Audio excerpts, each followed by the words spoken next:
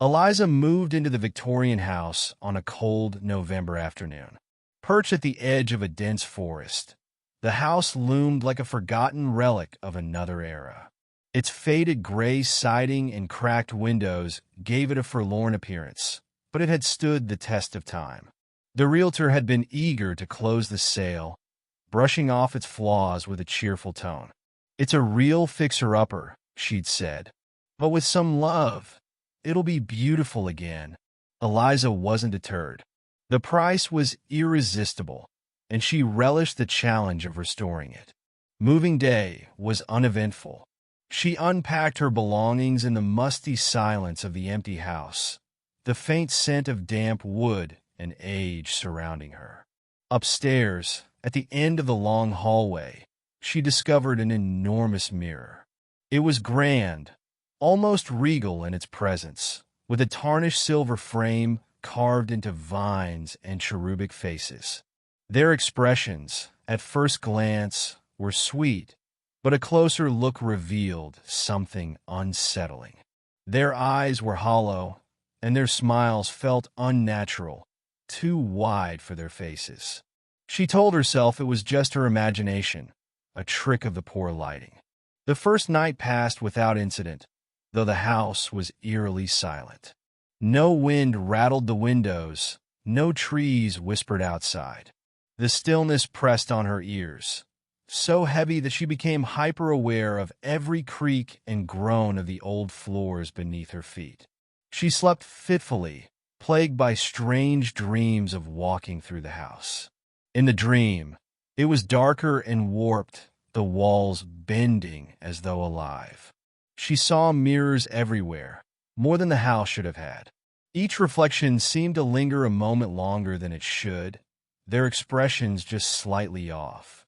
The next morning, Eliza dismissed the dreams as nothing more than the product of an overactive imagination. She was determined to focus on unpacking and cleaning. That was when the flickering began. It was subtle at first. As she walked past the mirror, she caught a ripple in its glass out of the corner of her eye, as though the reflection had momentarily wavered. She paused, staring into its foggy surface. Her own image looked back, hazy but still her. She leaned closer, running her hand across the glass, but the strange movement didn't repeat itself.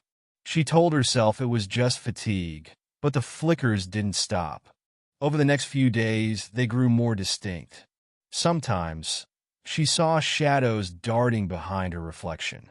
Other times, she thought she saw her own reflection hesitate when she moved, as though it were lagging just slightly behind her. She started avoiding the mirror, her stomach twisting in knots whenever she passed it. One evening, as she brushed her teeth in the bathroom, she glanced into the hallway. The mirror stood at the end, illuminated by the dim glow of the bathroom light. Something moved in the glass, dark and fluid, gliding across its surface like a shadow underwater. She turned quickly, but the hallway was empty. Her heart raced as she stepped closer to the mirror. She waved a hand cautiously in front of it. Her reflection mimicked her, but her unease only deepened. The longer she stared, the more wrong it felt. That night, she woke to the sound of faint scratching. It seemed to come from the hallway. Her pulse quickened as she sat up in bed, listening intently. The sound stopped, leaving only silence. The next day, determined to banish her fear, she grabbed a flashlight and approached the mirror. She shone the beam across its surface, inspecting it closely. Her reflection stared back at her, pale and uncertain, but nothing else seemed amiss. Then she saw it, a flicker of movement deep within the glass, as though something were shifting far behind her reflection. Her breath caught, and she stumbled back. When she glanced at the mirror again, it was still, her reflection normal. But her unease grew into outright dread. The following evening, Eliza found herself staring into the mirror again. She couldn't help it. Something about it drew her in, no matter how much she wanted to avoid it. This time, as she looked, Her reflection didn't follow her movements. Her chest tightened as her reflection tilted its head slowly to one side, an unnatural motion like a puppet on strings. She stepped back, her throat dry, but the reflection stepped closer, toward the glass, not away. Its hands pressed against the inside of the mirror, palms flat against the surface. Eliza turned and ran, her heart pounding as she fled down the stairs and out of the house. She spent the night at a nearby motel, too frightened to return. The next morning, she called a moving company to help her pack up her belongings. When she returned to the house, she found it completely empty. The furniture she had unpacked, the boxes she had stacked neatly in the living room, all of it was gone.